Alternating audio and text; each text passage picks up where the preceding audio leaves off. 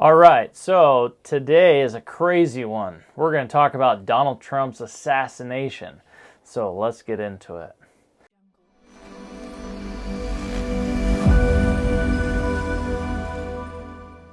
So on July 13th of 2024, there was an assassination attempt on Donald Trump.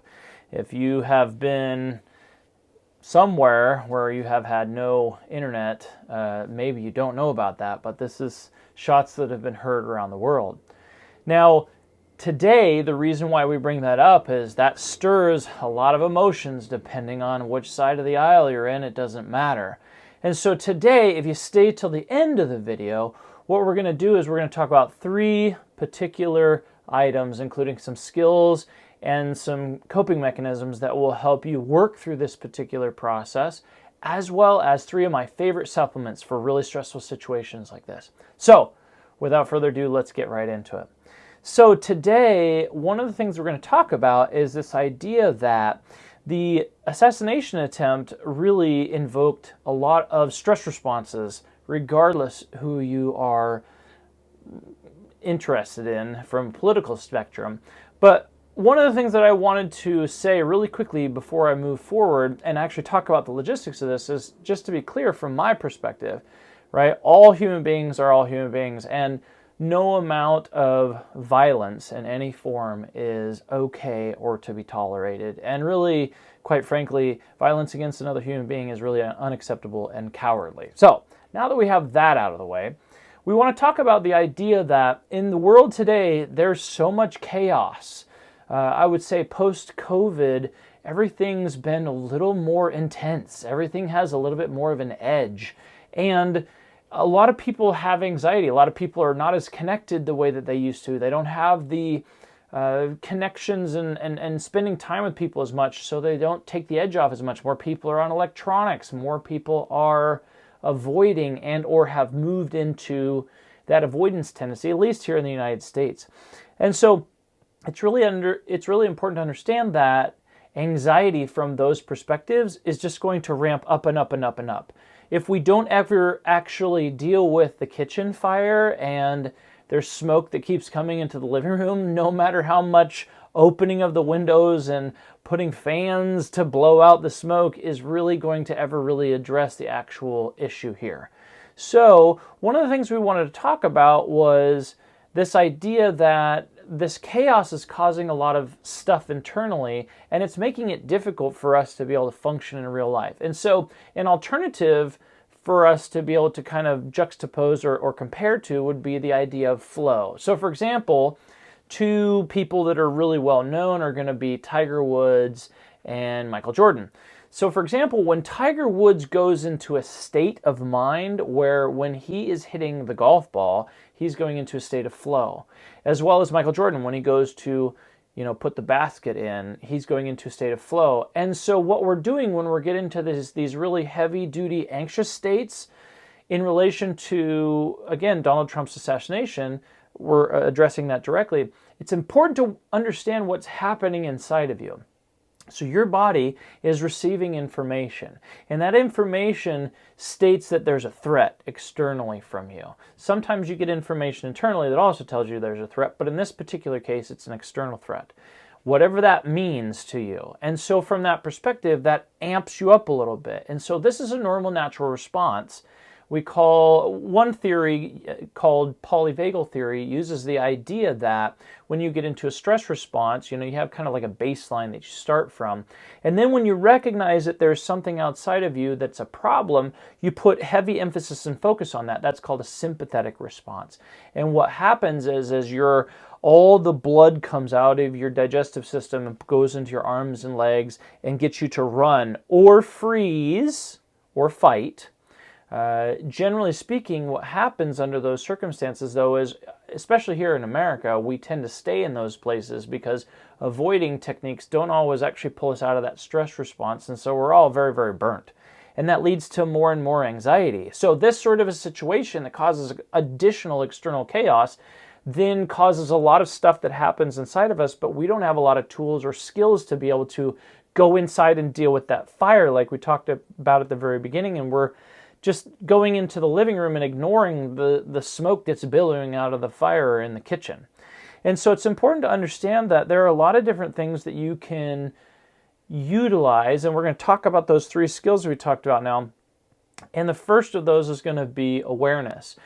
And these skills are going to help you be able to recognize where you are, that you're in a living room with smoke, and most likely there's going to be a place where there's going to be fire where that's coming from. And so a lot of times we just don't realize that. We're just kind of asleep, especially if you're just on your phone flipping through, more and more. We have like TikTok and things like that where people's time spans and focus ability continues to shrink and shrink and shrink and shrink. And so you just hit the next, slot machine, if you will, when you're scrolling up or down with those videos. It's just like a slot machine. So you're going to the casino and putting money in there, and it makes you kind of actually go to sleep, and you just get the next dopamine hit and the next dopamine hit. So the first thing we have to do is we have to have an awareness. We have to have an assessment ability to be able to recognize that you're in a room that has smoke and there's fire from somewhere. And so one of the first skills that we're going to talk about is awareness. So this awareness can be used in all kinds of different skills and tools, or in all kinds of different circumstances. So for example, when your child goes to kindergarten or preschool or whatever, and they first start to be aware that there are other skills that the other kids, for example, are learning, or critical skills from a social perspective. Awareness can be taught on a multitude of different avenues, but the way in which I'm going to teach you today is actually something called a body scan. It's one of my favorites because our body gives us a lot of information. Our emotions are going to be stored, at least to some degree, in our bodies. And so when we feel certain things in our bodies, that's going to give us information that there's something that needs to be done or addressed. And so what we're going to do is we're actually going to do a body scan. Now I'm going to give you the basic idea here, okay? So basically what you're going to do is you're going to sit with your feet flat. You put your hands in your laps, you're going to close your eyes, and as best as you can, do a deep belly breath. So you breathe from your belly, in and out, try and relax your chest. That'll be another video for another day, deep belly breathing. And what you're going to do is you're going to pay attention. How does my head feel? How does my shoulders feel? How does my chest feel? How does my back feel? How does my hips feel? How does my bowels feel? How does my upper legs, my knees, my calves and shins, all the way down to my toes? It's going to contain information there that's going to be really, really important, because once you then have an assessment and recognize, oh, crap, I'm awake. I am in a room where there's smoke and there's fire in the kitchen. Then you can actually go and address that. So part of the process is sometimes 50% of the time just engaging with that awareness is the thing that will then help you realize, oh, it's nothing. Actually, somebody's taking a shower in the other room and it's just, steam. So it's not a big deal. And so sometimes, though, we actually need to go and address stuff. So from that perspective, the next tool is going to be something called a locus of control. Now, if you can see this here, the general idea here is, right, what can I control? So the way I like to describe this in a clinical setting, it's one of my favorite it's one of my favorite little handouts here, is in the middle of this says things inside my control. My thoughts, my words, my actions, my play, my feelings, my behavior, my opinions, my ideas. And then things outside my control. Other people's thoughts, their play, their action, their words, their feelings, their behavior, and so on and so forth. The way in which I like to describe this to adults is when you do an investment, let's say you're investing your energy, because we have limited energy, into this right here, which is all the things you have control of inside of you. Here, you get a 20% return. Here, you have to borrow money, and it's a 20% interest rate. Maybe even we'll call it a 25% interest rate. So this costs a lot.